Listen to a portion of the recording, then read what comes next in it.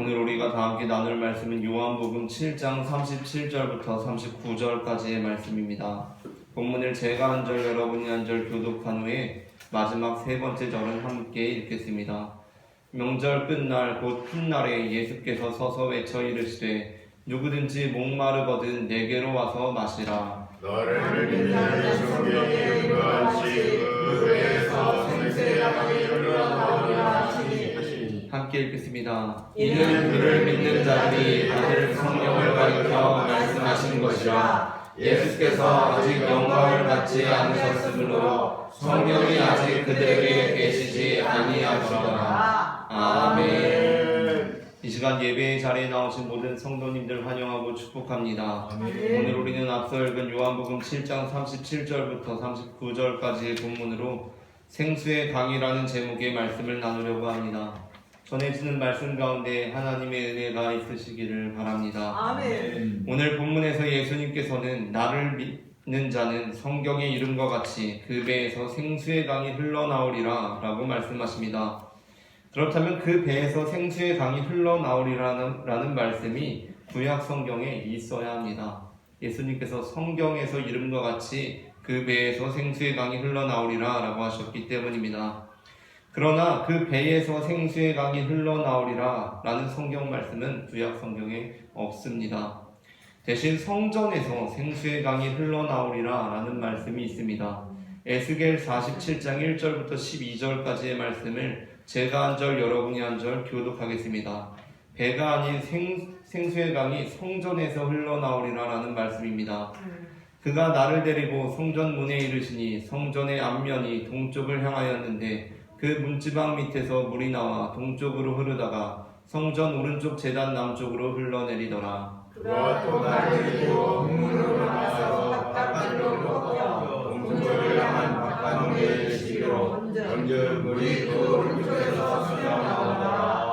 그 사람이 손에 줄을 잡고 동쪽으로 나아가며 천척을 측량한 후에 내게 그 물을 건너게 하시니 물이 발목에 오르더니 다시 천척을 측량하고 내게 물을 건너게 하시니 물이 무릎에 오르고 다시 천척을 측량하고 내게 물을 건너게 하시니 물이 허리에 오르고 다시 천척을 측량하시니 물이 내가 건너지 못할 강이 된지라. 그 물이 가득하여 헤엄칠 만한 물이요 사람이 능히 건너지 못할 강이더라. 그가 내게 이르시되 인자야 내가 이것을 보았느냐 하시고 나를 인도하여 강가로 돌아가게 하시기로 내가 돌아가니 강 좌우편에 나무가 심이 많더라. 그가 내게 이르시되 이 물이 동쪽으로 향하여 흘러 아라바로 내려가서 바다에 이르니 이 흘러오는 물로 그 바다에 물이 되살아나리라.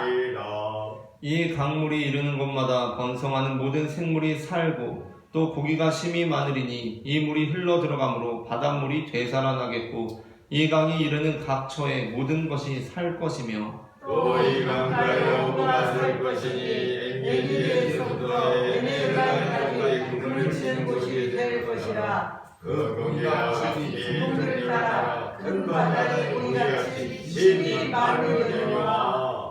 그 진펄과 개펄은 되살아나지 못하고 소금 땅이 될 것이며 강저에서 각종 먹을 것을 나무가 자라서 그 입이 시들지 아니하며 물매가 아니하고 달마다 새 열매를 맺으니 그 물이 성소를 통하여 나옵니다. 그 열매는 먹을 만하고 그 잎사귀는 약재료가 되리라. 아멘. 에스겔서에 의하면 생명을 살리는 이 강물은 성전으로부터 흘러나옵니다. 그러나 예수님께서는 성전이 아니라 그 배에서 흘러나오리라고 하십니다. 예수님의 설교는 모든 설교자의 모형이 되는데 예수님께서 가르쳐주신 설교의 요소 중 중요한 것 하나는 바로 설교라는 것은 성경 본문을 가지고 있다는 것입니다. 우리가 성경 본문을 가지고 늘 설교를 하는데 이것이 바로 예수님의 설교로부터 근거한 것입니다. 오늘 본문에서도 그렇지만 예수님께서는 마태복음 5장 7절에서 처음 설교하시면서 그리고 누가복음 4장에서 처음 설교하시면서 모두 성경 본문을 가지고 말씀하셨습니다. 마태복음 5장 21절부터 30절 말씀에서 예수님께서 성경 본문을 가지고 말씀하시는 본문을 제가 한 절 여러분이 한 절 읽겠습니다. 옛사람에게 말한 바 살인하지 말라 누구든지 살인하면 심판을 받게 되리라 하였다는 것을 너희가 들었으나 나는 너희에게 이르노니 형제에게 행하는 자마다 심판을 받게 되고 형제를 대하여 나가라는 자는 공의에 잡혀가게 되고 미련한 놈이라는 자는 지옥에 들어가게 되리라. 그러므로 예물을 제단에 드리려다가 거기서 내 형제에게 원망 들을 만한 일이 있는 것이 생각나거든. 예물을 제단에 두고 먼저 가서 형제와 반복하고 그 후에 와서 예물을 드리라. 너를 고발하는 자와 함께 길에 있을 때에 급히 사화하라. 그 고발하는 자가 너를 재판관에게 내어주고 재판관이 옥리에게 내어주어 옥에 가둘까 염려하라. 진실로 내게 이르노니 내가 아무리라도 남김이 없이 다 받게 되면 결코 거기서 나오지 못하리라. 또 가늠하지 말라 하였다는 것을 너희가 들었으나 나는 너희에게 이르노니 능력을 굽고 여자를 보는 자마다 마음이 가늠하였느니라. 만일 내 오른눈이 너로 실족하게 하거든 빼어내버리라. 내 백체 중 하나가 없어지고 온몸이 지옥에 던져지지 않는 것이 유익하며 또한 만일 내 오른손이 너를 실족하게 하거든 찍어버려버리라. 내 백체 중 하나가 없어지고 온몸이 지옥에 던져지지 않는 것이 유익하니라. 아멘. 누가복음 4장에서도 예수님께서는 이 글이 너희 귀에 응하였느니라 라는 짧은 설교를 하시며 먼저 성경 본문을 읽으셨습니다. 누가복음 4장 16절부터 20절까지의 말씀을 제가 한 절 여러분이 한 절 교독하겠습니다.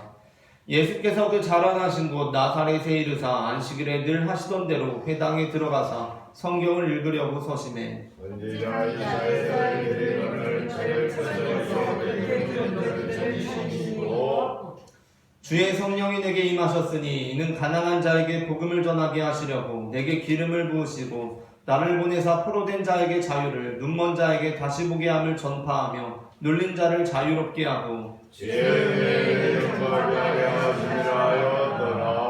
책을 덮어 그 맡은 자에게 주시고 앉으시니 회당에 있는 자들이 다 주목하여 보더라. 예수께서 그들에게 말씀하시되 이 글이 오늘 너희에게 응하려나 하시니. 아멘. 예수님께서는 우리가 앞선 마태복음과 누가복음 본문에서 살펴본 것처럼 성경 본문을 가지고 말씀하십니다. 하지만 예수님의 설교는 성경 본문을 가져다가 그 말을 앵무새처럼 반복하는 것이 아니었습니다. 사실 모든 말씀은 당시의 상황을 반영하고 있기 때문에 시대와 환경이 변한 상황에서 이전의 문자를 그대로 반복하게 되면 그 본래의 의미와 정신이 왜곡되는 경우가 대부분입니다. 그러므로 그 말씀의 본연의 의미를 새로운 시대와 환경에 동일하게 전달하는 유일한 방법은 그것을 다르게 선포하는 것입니다.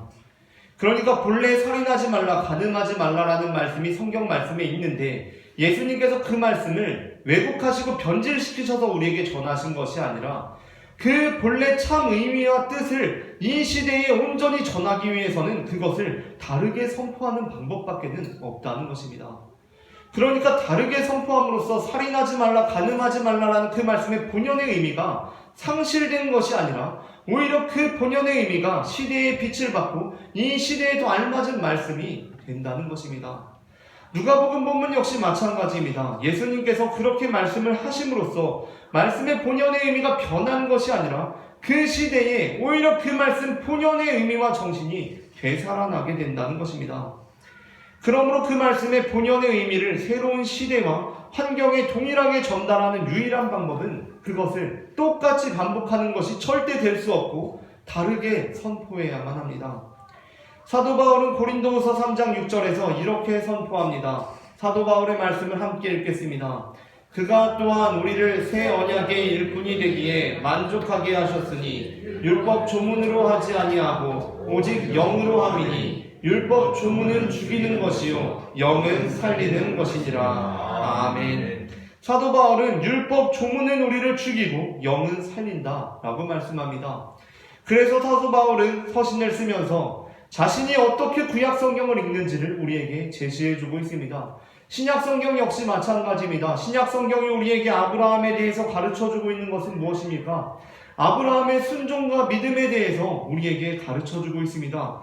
자, 근데 그렇다면 우리는 지금 이 시대에 신약 정신에 따라서 교회의 말씀을 선포할 때 그 말씀을 어떻게 선포해야 하겠습니까? 만일 우리가 바울과 신약의 말씀을 그대로 앵무새처럼 반복하고 있다면 결코 바울은 우리의 설교에 만족하지 않을 것입니다. 우리가 사도 바울의 말씀을 새롭게 이 시대에 새롭게 적용할 때에 그때에만 그 본래의 의미와 정신이 되살아날 수가 있다는 것입니다. 마태복음에서 예수님께서는 명시적으로 우리에게 익숙하게 읽히던 방식으로부터 말씀을 새롭게 읽으십니다. 어떠한 말씀입니까? 살인하지 말라 하는 것을 너희가 들었지만 그 진정한 의미는 바로 이것이다 라고 가르쳐주는 것입니다. 간음하지 말라 하는 것을 너희가 들었지만 그래 그냥 간음하지 말아라 말씀대로 살아라가 아니라 그 진정한 의미가 바로 이것이다 라고 가르쳐주시는 것입니다. 누가복음에서 역시 어떻습니까? 예수님께서는 이사야 본문에 원래 기록되어 있는 보복의 날을 읽지 않으심으로써 당시 익숙하게 읽히던 방식으로부터 말씀을 새롭게 읽으셨습니다. 본래 이사야서에는 은혜의 해와 함께 보복의 날이 기록되어 있는데 예수님께서는 구약 성경을 그대로 읽으신 것이 아니라 보복의 날을 읽지 않으셨다는 것입니다. 그렇게 하심으로써 예수님께서는 오늘날 우리가 바라보아야 할 아버지 하나님이 어떠한 분이신지를 본래 그 정신과 의미를 우리에게 가르쳐 주신 것입니다. 오늘 본문에서 역시 마찬가지입니다. 예수님께서는 성경에 이른 대로라고 하신다면, 예수님께서 성경에 이른 대로라고 하셨다면 성전에서 생수의 강이 흘러나오리라 라고 말씀하셔야 합니다. 그래야 그것이 성경에 이른 대로 말씀하시는 겁니다. 그러나 예수님께서는 그 본연의 의미를 우리에게 되살리시기 위해서 그 말씀이 잘못됐다거나 그 말씀을 변질시키려는 것이 아니라 그 말씀의 본연의 의미가 이 달라진 시대와 상황에 어떻게 드러나야 하는지를 제시해 주시기 위해서 성전이 아니라 그 배에서 생수의 강이 흘러나오리라 라고 말씀하십니다. 배에서 흘러나오리라는 것은 성전이 아니라 각 사람으로부터 생수의 강이 흘러나오리라 라는 말씀입니다. 오늘 본문을 보게 되면 예수님께서는 명절 끝날, 곧 큰 날에 이 말씀을 하시는데 이 명절이란 요한복음 7장 2절에 나오는 바와 같이 유대인의 명절인 초막절을 의미합니다. 바로 이 초막절 기간 동안 7일 내내 제사장들이 행하는 일이 있었습니다. 그것은 실로암 못에서 물을 길어다가 성전 제단에 붓는 의식을 거행하는 것이었습니다. 성전 제단에 실로암 못에서 물을 길어다가 붓습니다. 그러면 성전에 물이 흘러갑니다. 성전으로부터 물이 흘러갑니다. 이를 통해서 당시 성전의 종교 지도자들은 유대인들에게 성전만이, 바로 이곳 성전만이 우리를 살리는 생수를 공급하는 곳이라는 의미를 전달했습니다. 그렇게 될 때 우리는 생명을 공급받는 사람들입니다. 감사합니다. 우리는 생명을 공급받는 사람들입니다. 그런데 그러한 상황 속에서 예수님께서는 그것뿐만이 아니라 생수의 강이 이제 우리의 배에서 흘러나오리라 라고 말씀하십니다.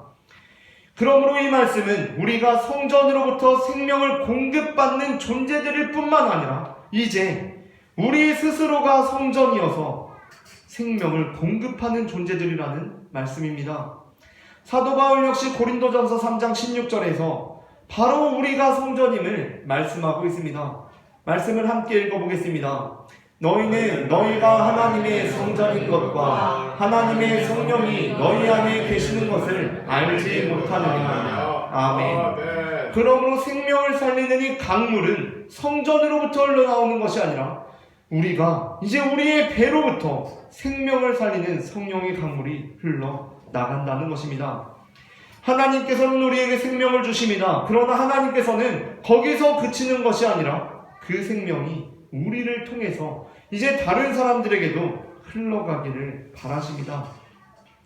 그러니까 하나님께서는 우리를 그저 생수의 강을 통해서 생명을 얻게 되는 물고기나 나무들 정도로 여기시는 것이 아니라 이제 우리가 그 생명의 강물을 통해서 예수 그리스도의 자녀가 되었다면 우리 한 사람 한 사람을 생수의 강이 흘러나오는 성전으로 삼으신다는 것입니다. 하나님께서 아브라함을 부르시며 그에게 주신 말씀이 무엇입니까? 그것은 그에게 복을 주시는데 단지 그가 복을 받고 잘 되리라는 말씀이 아니었습니다. 바로 하나님께 복을 받은 아브라함을 통해서 땅의 모든 족속이 복을 얻을 것이라는 말씀이었습니다. 창세기 12장 1절부터 3절의 말씀을 합독하겠습니다. 제가 한 절, 여러분이 한 절 교독하고 마지막 3절을 합독하겠습니다. 여호와께서 아브라함에게 이르시되 너는 너의 고향과 친척과 아버지의 집을 떠나 내가 내게 보여줄 땅으로 가라. 내가 너로 큰 민족을 이루고 내게 복을 줘 내 이름을 찬양하게 하리니 너는 복이 되리라. 함께 읽겠습니다. 너를 축복하는 자에게는 내가 복을 내리고 너를 저주하는 자에게는 내가 저주하리니 땅의 모든 족속이 너로 말미암아 복을 얻을 것이라 하시니라. 아멘. 우리가 지금 사용하는 개역개정 4판 성경을 사용하기 전에 우리도 지금 개역개정 4판 성경을 사용하고 있는데 이 성경은 현재 한국교회 거의 대부분의 교회들, 많은 교회들이 사용하는 성경입니다. 그런데 우리가 이 개역개정 4판 성경을 사용하기 전에 대부분의 교회에서 사용하던 성경이 바로 개역 한글 성경이었습니다. 그 성경에서는 3절의 말씀의 메시지가 아브라함을 통해서 땅의 모든 족속이 복을 얻을 것이라는 말씀이기 때문에 2절에 너는 복이 될지라 라고 끝나는 이 부분을 너는 복의 근원이 될지라 라고까지 번역하기도 했었습니다. 그러니까 이전의 성경을 보면 2절 맞춰지는 너는 복이 될지라가 너는 복의 근원이 될지라 라고 기록되어 있습니다. 왜냐하면 그 3절 말씀이 그것의 근거가 되기 때문입니다. 그러나 원어상 근원이라는 단어가 없습니다. 그래서 개역개정 4판에서는 근원이라는 단어가 탈락되고 너는 복이 될지라 라고 번역되었습니다. 하지만 그렇다고 하더라도 의미상으로는 아브라함이 단순히 복을 받을 것이 아니라 아브라함 자체가 복이 되므로 그가 복의 근원이 된 것이 맞습니다. 그를 축복하는 자에게는 하나님께서 복을 내리고 그를 저주하는 자에게는 하나님께서 저주하실 것인데 그렇다고 해서 땅의 모든 족속이 그로 말미암아 복도 받고 저주도 받는 것이 아닙니다. 그는 복이면서 또 저주가 아닙니다. 그를 축복하는 자에게는 하나님께서 복을 내리시고 그를 저주하는 자에게는 하나님께서는 저주를 내리실 것인데 그러므로 땅의 모든 족속이 그로 말미암아 복도 받고 저주도 받는 것이 아닙니다. 복을 얻게 됩니다. 그를 축복하는 자에게는 하나님께서 복을 내리시고 그를 저주하는 자에게는 하나님께서 저주를 내리실 것인데 그러므로 땅의 모든 족속이 그로 말미암아 복만 받게 됩니다. 왜냐하면 그가 복의 강이기 때문입니다. 이 말씀은 그의 아들 이삭을 통해서 다시 반복됩니다. 창세기 26장 1절부터 4절까지의 말씀을 제가 한 절 여러분이 한 절 교독하겠습니다. 아브라함 때의 첫 흉년이 들었더니 그 땅에 또 흉년이 들매 이삭이 그랄로 가서 블레셋 왕 아비멜렉에게 이르렀더니 여호와께서 내가 이르렀는데 그러므로 내가 들고 내가 너에게 시작을 하리니 거주하라. 이 땅에 거류하면 내가 너와 함께 있어 내게 복을 주고 내가 이 모든 땅을 너와 내 자손에게 주리라. 내가 내 아버지 아브라함에게 맹세한 것을 이루어 내 자손을 이 모든 땅을 내 자손에게 주리니 내 자손으로 말미암아 천하 만민이 복을 받으리라. 아멘. 아브라함과 이삭은 복의 강입니다. 이들을 통하여서 천하 만민들이 복을 받게 됩니다. 마치 에스겔 말씀에서 그 생명의 강이 흘러가면 그 안에 물고기들이 생명을 얻고 그 주변으로 나무들이 자라나는 것처럼 이 복의 강이 흘러가면 천하 만민이 복을 받습니다. 그 이유는 아브라함과 이삭이 죽음과 멸망의 강줄기를 끊고 생명의 강줄기의 근원이 되었기 때문입니다. 창세기 22장에 보게 되면 아브라함이 그 아들 이삭을 하나님께 제물로 바치는 장면이 나옵니다. 하나님께서는 아브라함에게 노년에 얻은 아들 이삭을 제물로 바치라고 말씀하셨습니다. 그리고 아브라함은 그 말씀에 순종하여 아들 이삭을 제물로 바치려고 합니다. 그렇게 아들 이삭을 제물로 바치려고 할 때 하나님께서 천사를 통해 아브라함에게 행하신 일이 무엇입니까? 창세기 22장 11절부터 12절 말씀입니다. 다 함께 말씀을 합독하겠습니다. 여호와의 사자가 하늘에서부터 그를 불러 이르시되 아브라함아 아브라함아 하시는지라. 아브라함이 이르되 내가 여기 있나이다 하매 사자가 이르시되 그 아이에게 내 손을 대지 말라. 그에게 아무 일도 하지 말라. 내가 내 아들 내 독자까지도 내게 아끼지 아니하였으니 내가 이제야 내가 하나님을 경외하는 줄을 알아. 아멘. 이 본문은 많은 그리스도인들이 그 본연의 의미를 오해하고 있는 본문 중 하나입니다. 거의 대부분의 설교자들이 이 본문을 통해서 우리가 가장 아끼는 이삭과 같이 소중한 것을 하나님께 드릴 때 하나님께서는 그때야 비로소 오늘 본문의 구절대로 이제야 우리의 마음을 아시는 분이다 라고 설교합니다. 설령 그것이 아니라고 하더라도 하나님께서는 우리의 진심을 아시기 위해서 우리의 마음을 떠보실 수가 있는데, 그렇게 하나님께서 우리의 마음을 떠보실 때 우리는 적어도 그 말씀에 순종하는 반응이라도 해야 한다는 것입니다. 하지만 사람이 사람의 마음을 떠보는 것은 좋은 행동이 아닙니다. 제가 제 아이들이 정말 저를 사랑하는지를 알아보기 위해서 제가 사실은 별로 먹고 싶지도 않으면서 얘야, 너에게 있는 그 젤리를 아빠에게 줄 수 있니? 라고 물어보는 것은 그렇게 좋은 행동이 아닙니다. 그러니까 제가 젤리가 먹고 싶지도 않으면서 제 아이에게 너 그 젤리 하나 아빠 줄 수 있니? 저를 얼마나 사랑하는지를 알아보기 위해서 제가 별로 먹고 싶지도 않은데 그 젤리 나한테 줄 수 있어? 라고 물어보는 것은 좋은 행동이 아닙니다. 그런데 거기서 한 걸음 더 나아가서 아이가 고민 끝에 그 젤리를 마치 내 몸을 내어주는 것 같은 고통을 경험하면서 저에게 젤리를 주었습니다. 그런데 그 젤리를 다시 아이에게 돌려주면서 괜찮다. 사실 내가 젤리가 먹고 싶었던 것은 아니고 그냥 너의 마음이 궁금했다 라고 이야기를 한다면 어떻겠습니까? 그때부터 아이는 혼돈에 빠지는 것입니다. 이게 무슨 상황이지? 라고 생각하게 된다는 것입니다. 그것은 아이를 망치는 길입니다. 부모가 별로 먹고 싶지도 않은데 아이의 마음을 알아보기 위해서 그 젤리 줘 라고 한 다음에 애가 정말 막 너무 마음 아프게 막 이 젤리를 고통스럽게 나에게 줬는데 사실 내가 먹고 싶었던 건 아니고 그냥 네 마음을 알고 싶었어 라고 하면 애는 망가지기 시작합니다. 애 정신이 온전해질 수가 없는 것입니다. 그런 부모 앞에서는. 우리는 우리의 친구가 정말 꼭 필요해서 나에게 도움을 요청한다면 그것을 들어줄 의향이 있지만 그게 사실은 정말 도움이 필요했던 게 아니라 그냥 내 마음이 어떤지를 알아보기 위한 몰래카메라여서 그렇게 했다고 한다면 이 사람 대체 뭐 하는 사람이지? 라는 생각이 듭니다. 어느 날 친구한테 전화가 와서 500만 원만 빌려달라고 합니다. 그 얘기를 잘 듣고 있다가 너무 정말 안 돼 보여서 빌려주면 우리가 보통 안 된다고 하지 않습니까? 그러니까 빌려주는 건 아니고 내가 그냥 500만 원 너 줄게. 내 친구니까 줄게. 라고 하니까 그 친구가 야 사실 진짜 필요한 건 아니고 몰래카메라였어. 네가 나를 어떻게 생각하는지 알아보려고 라고 하면 우리는 그 사람을 더 이상 상종을 안 하게 됩니다. 그거는 아닌 겁니다. TV에 나오는 연예인들이나 시청자들의 재미를 위해서 가끔 그런 몰래카메라를 하고 전화해서 장난을 치는 것이지 그것은 우리가 살면서 경험해야 하는 일이 아닙니다. 그렇다면 창세기 22장 본문 역시 오늘날 그 말씀을 앵무새처럼 반복되어서는 안 됩니다. 이 말씀 역시 당시의 상황을 반영하고 있기 때문에 시대와 환경이 변한 상황에서 이전의 문자를 그대로 반복하게 되면 이처럼 그 본래의 의미와 정신이 왜곡되어 버리고 맙니다.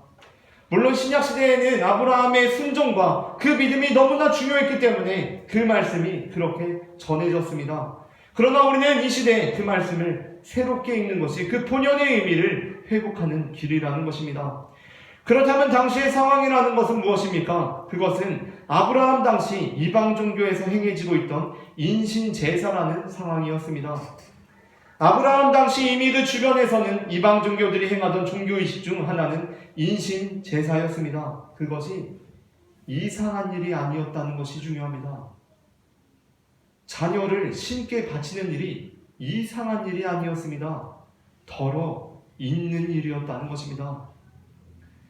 내가 신께 충성한다는 의미로 아니면 신으로부터 내가 원하는 무언가를 얻어내기 위해서 신께 자녀를 제물로 드리는 것입니다. 진짜 드립니다. 인신 공양을 드립니다. 그러한 의식이 아브라함 당시 이방 종교들에서 이미 행해지고 있었습니다. 그런데 그러한 상황 속에서 하나님께서는 아브라함에게 찾아오십니다. 그리고 아브라함에게 아들을 제물로 드리라고 하십니다. 당연하게도 아브라함은 고민할 것이 없이 아들을 제물로 드리려고 합니다.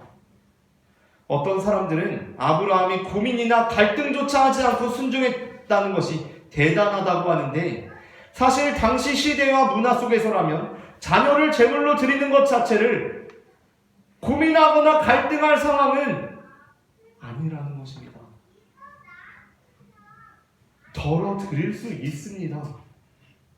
그렇게 행해지고 있습니다. 그래서 아브라함은 지체 없이 자녀를 제물로 드리려고 합니다. 그런데 그때 하나님께서 사자를 통해 주신 말씀이 무엇입니까? 앞서 읽은 창세기 22장 11절부터 12절 본문을 다시 읽겠습니다. 합독하겠습니다. 여호와의 사자가 하늘에서부터 그를 불러 이르시되 아브라함아 아브라함아 하시는지라. 아브라함이 이르되 내가 여기 있나이다 하매 사자가 이르시되 그 아이에게 내 손을 대지 말라. 그에게 아무 일도 하지 말라. 네가 내 아들 내 독자까지도 내게 아끼지 아니하였으니 내가 이제야 내가 하나님을 경외하는 줄을 아노라. 아멘. 본문을 오해하는 사람들은 여기에서 이제야 라는 단어에 주목합니다. 하나님께서 내가 아들을 막 죽이려고 했을 때야 비로소, 그때야 이제야 우리가 하나님을 경외하는 줄을 아시는구나 라고 생각합니다. 그러나 그것은 하나님을 지나치게 인간 중심적으로 생각하는 것입니다. 하나님은 과거, 현재, 미래라는 시간의 구속을 받으시는 분이 아니십니다. 하나님께서는 모든 것이 현재이며 하나님께서는 과거와 현재와 미래를 모두 아시는 분이십니다. 하나님께서는 이전까지는 나중에 있을 일을 모르고 있다가 나중이 되니까 이제 알겠네 하시는 분이 아니라는 것입니다. 요한계시록 1장 8절 말씀을 다 함께 합독하겠습니다. 주 하나님이 이르시되 나는 알파와 오메가라. 이제도 있고 전에도 있었고 장차 올 자요 전능한 자라 하시더라. 아멘. 하나님께서 나는 알파와 오메가라. 이제도 있고 전에도 있고 장차 올 자요 전능한 자라 하셨습니다. 하나님은 알파와 오메가이십니다. 이제도 있고 이제도 있고입니다. 그러니까 여기서 이제라는 것이 무엇입니까? 이제는 이제 막 임한 현재로서의 미래입니다. 또 미래로서의 현재입니다. 지금 아브라함 본문에서 그런 것 아닙니까? 하나님께서 이제야 알겠다는 것은 막 임한 현재로서의 미래에, 막 임한 미래로서의 현재에 이제야 알겠다는 것입니다. 그런데 하나님께서는 어떻습니까? 이제에 이미 계신다는 것입니다. 이제에 하나님은 계십니다.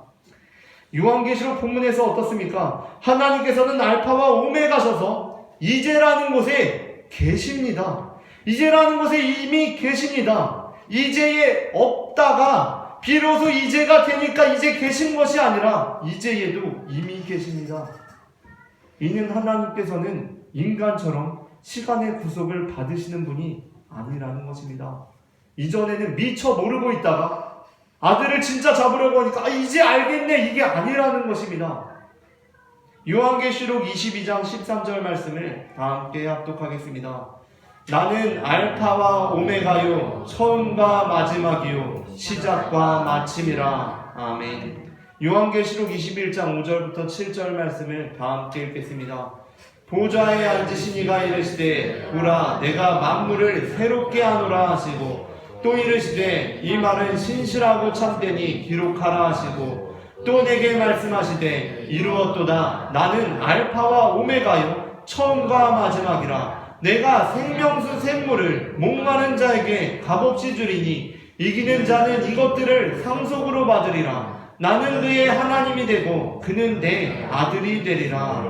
아멘. 예수님께서 만물을 새롭게 하겠다고 하십니다. 그리고 예수님께서는 알파와 오메가요 처음과 마지막이신데 예수님께서 생명의 샘물을 목마른 자에게 값없이 주리라 라고 하십니다. 이 요한계시록 21장 6절 말씀, 내가 생명수 샘물을 목마른 자에게 값없이 주리라 라는 말씀을 생각하면서 오늘 본문 요한복음 3장 17절 말씀을 읽어보겠습니다. 명절 큰날 곧 큰날에 예수께서 서서 외쳐 이르시되 누구든지 목마르거든 내게로 와서 마시라. 아멘. 이어지는 요한계시록 22장 7절에서는 이기는 자는 이것들을 상속으로 받으리라. 나는 그의 하나님이 되고 그는 내 아들이 되리라 라고 하십니다. 이 말씀을 생각하면서 오늘 요한복음 본문 7장 38절 본문을 함께 다시 읽겠습니다. 나를 믿는 자는 성경의 이름과 같이 그 배에서 생수의 강이 흘러나오리라 하시니. 아멘. 상속을 받으리라는 것은 아들이 되리라는 것입니다. 곧 그는 그저 생수의 강으로부터 나오는 생명을 공급받는 존재가 되는 것이 아니라 그 역시 생명수 샘물을 상속받아서 그 역시도 생수의 강이 되리라는 말씀입니다. 그런데 그 말씀에서 예수님께서 어떻게 말씀하십니까? 나는 알파와 오메가요 처음과 마지막이라. 나는 시간에 구속되는 존재가 아니다 라고 하십니다. 그 말씀이 무엇입니까? 이전에는 미처 모르다가, 이전에는 하나님께서도 과거와 현재에 계셔서 미래의 일을 미처 모르고 있다가 아브라함이 그 아들 이삭을 바치려고 하니까 이제야 비로소 내가 너의 마음을 알겠다라는 것입니까? 그것이 아닙니다. 하나님께서는 이제야 아신다는 것은 이미 하나님께서 알고 계셨다라는 것입니다. 제가 학교 다닐 때만 해도 교사가 학생들을 때리는 일이 다반사였습니다. 아마 저보다 한 10살 정도 많은 세대에는 훨씬 심했을 것입니다. 그런데 그런 시절에 한 고등학교에 어떤 선생님이 처음 부임하게 되었습니다. 이 선생님이 다음날 이제 교사로서 첫 출근을 이제 앞두고 꿈을 꾸었는데 꿈에 하나님께서 이렇게 말씀하셨습니다. 너 내일 학교에 이제 가게 돼서 교실에 들어가게 되면 처음으로 네 눈에 딱 보이는 애가 있을 거다. 그리고 걔가 네 눈에 상당히 거슬리는 행동들을 하기 시작할 건데 그러면 걔를 불러내서 흠씬 두들겨 패라 라고 하나님께서 말씀하셨습니다. 교사가 그 꿈을 꾸고 의아했겠습니까? 왜 패라고 하시지? 하셨겠습니까? 고민이 됐겠습니까? 요즘이라면 그럴 것입니다. 왜냐하면 요즘은 애들을 패면 안 되기 때문에 교사가 그런 꿈을 꾸면 고민이 됩니다. 내가 내일 가서 애들 하나님이 패라고 하는데 어떡하지? 떨립니다. 근데 그 당시는 하나님이 패라고 해도 전혀 떨리지는 않습니다. 왜냐하면 애들 그냥 패면 되기 때문입니다. 그 당시는 그게 고민이 되는 시대가 아닙니다. 그래서 선생님은 아브라함처럼 아무런 지체 없이 고민 없이 갈등 없이 그냥 그 아들 이삭을 아직은 정해지지 않은 그 미지의 학생을 흠씬 두들겨 패주리라 라는 생각으로 교실에 들어갑니다. 고민 없습니다. 여지없이 처음부터 뭔가 눈에 딱 들어오는 애가 있습니다. 눈빛이 심상치 않습니다. 걔가 수업 시간에 여지없이 농담을 해서 수업 분위기를 다 흐려놓습니다. 선생님이 어떻게 합니까? 기다렸다는 듯이 야 너 나와 하고 시계를 풉니다. 그리고 그 애가 나오는데 저벅저벅 달려가서 주먹으로 치려고 합니다. 그때 그 교사에게 계시가 임해서 하나님께서 이렇게 말씀합니다. 얘야 괜찮다. 때리지 않아도 된다. 말로만 해라. 네가 나를 얼마나 경외하는지 내가 이제야 알겠다 라고 말씀합니다. 자, 이제 그렇다고 한다면 하나님께서는 이제야 비로소 교사가 자신을 경외하는지 알게 되신 것입니까? 그것이 이 꿈의 이 계시의 의미입니까? 이 교사는 어떠한 면에서 하나님의 말씀에 순종한 것입니까? 이 교사가 말씀에 순종한 것은 우리가 생각하는 것처럼 대단한 것입니까? 내가 내일 가서 패야겠다 라고 순종한 것이 대단한 것입니까? 아닙니다. 이 교사는 그 말씀을 듣고 고민한 적이 없습니다. 요즘 교사들이라면 고민이 됩니다. 왜냐하면 애들 때렸다가는 큰일 나기 때문입니다. 그런데 이 교사는 그런 고민을 한 적이 없습니다. 그냥 가서 애들 때리면 됩니다. 아브라함이 하나님께서 이삭을 바치라는 말씀을 하시자 고민을 했겠습니까? 창세기 22장에는 아브라함이 고민한 흔적이 없습니다.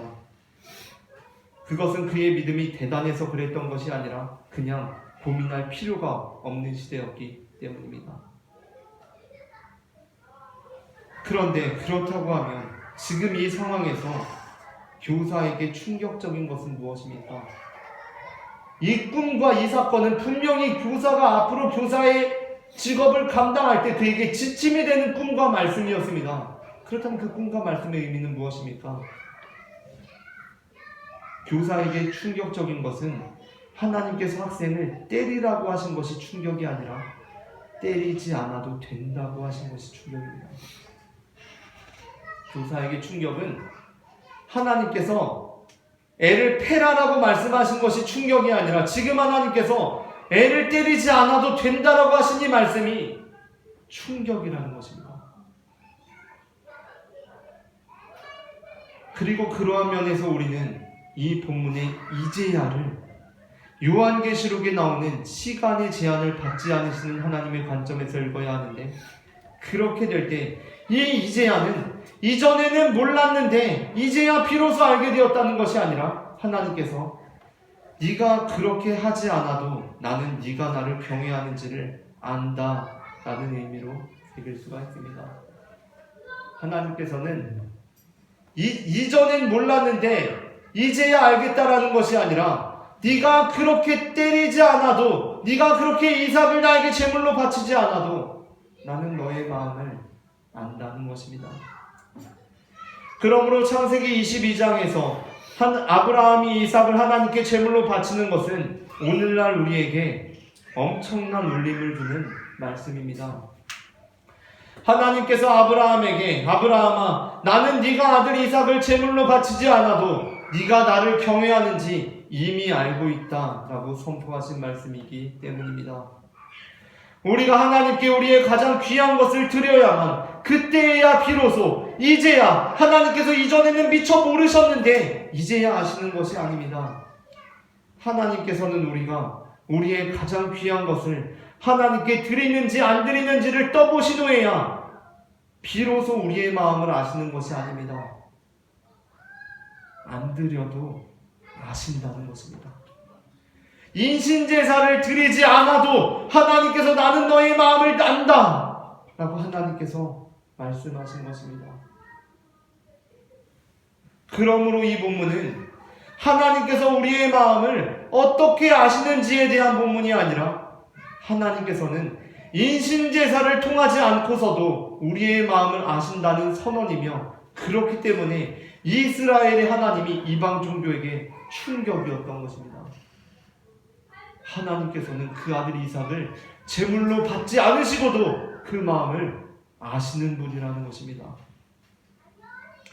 그렇게 아브라함과 이삭을 통해 죽음과 멸망의 강이 끊어지고 생명의 강이 흐르기 시작합니다. 이제 아브라함과 이삭이 밟는 그 땅에는 죽음이 없습니다. 생명이 있습니다. 아브라함과 이삭의 생명의 강이 흐르는 곳에는 더 이상 인신공양, 인신제사가 없습니다. 그들의 배에서 생수의 강이 흘러나와서 살리는 것입니다. 그들이 가는 곳에서 인신제사가 철폐됩니다. 종식됩니다. 죽음의 강이 끊어집니다. 다 살아납니다. 그렇게 될 때 바로 그 사람이 복의 근원, 생수의 강이 됩니다. 하나님께서는 우리를 그냥 복받은 존재, 살림 받는 존재가 아니라 살리는 존재로 부르셨습니다. 선지자 에스겔에게 여호와 하나님의 영이 임하셨을 때 에스겔은 살리는 존재가 됩니다. 에스겔 37장 1절부터 10절까지의 말씀을 제가 한 절, 여러분이 한 절 교독하겠습니다. 여호와께서 권능으로 내게 임재하시고 그의 영으로 나를 데리고 가서 골짜기 가운데 두셨는데 거기 뼈가 가득하더라. 나를 그러므로 지나가게 하시고 그 골짜기 생명의 뼈가 힘이 많고 말랐더라. 그가 내게 이르시되 인자야 이 뼈들이 능히 살 수 있겠느냐 하시기로 내가 대답하되 주 여호와여 주께서 아시나이다. 또 내게 이르시되 너는 이 뼈들을 내어라 이르기를 너희가 여호와의 말씀을 들을지어다. 주 여호와께서 이 뼈들에게 이같이 말씀하시기를 내가 생기를 너희에게 들어가게 하리니 너희가 살아나리라. 너희의 행주를 두고 살을 입히고 가죽으로 덮고 너희 속에 생기를 얻으리니 너희가 살아나리라. 또 내가 너희를 일러하리라. 이에 내가 명령을 따라 태어나니 태어날 때에 소리가 나고 움직이며 이 뼈 저 뼈가 들어맞아 뼈들이 서로 연결되더라. 내가 또 보니 그 뼈에 이들이 생기고 살이 오르며 그의 가죽이 덮이며 그 속에 생기를 없더라. 또 내게 이르시되 인자야 너는 생기를 향하여 태어나라. 생기에게 태어나여 이르기를 주 여호와께서 이같이 말씀하시기를 생기야 사방에서부터 와서 이 죽음을 당한 자에게 불어서 살아나게 하라 하셨다 하라. 이에 내가 너를 영혼대로 태어났더니 생기가 그들에게 들어가네. 그들이 곧 살아나서 일어나 서는데 극히 큰 군대더라. 아멘. 저는 이 본문을 읽으면 왜곡된 신앙과 불필요한 희생으로 인해 죽어간 수많은 어린아이들이 생각납니다. 왜곡된 신앙으로 인한 불필요한 희생으로 인해 죽어간 수많은 어린아이들이 생각납니다. 아브라함을 통하여 선포된 인신제사의 종식으로 살게 된 수많은 어린아이들이 죽음의 운명으로부터 생명으로 옮겨지는 장면이 마치 이 뼈와 저 뼈가 들어맞아서 그 뼈 위에 힘줄이 생기고 살이 붙고 가죽으로 덮이고 생기가 들어가서 웃고 떠들며 뛰어다니는 장면이 그려집니다. 원래 죽을 운명이었던 아이들이 이제 그 아브라함을 통해서 선포된 인신제사의 종식으로 생명의 운명으로 변화된 것입니다. 성령은 당신을 살립니다. 성령은 우리를 살립니다.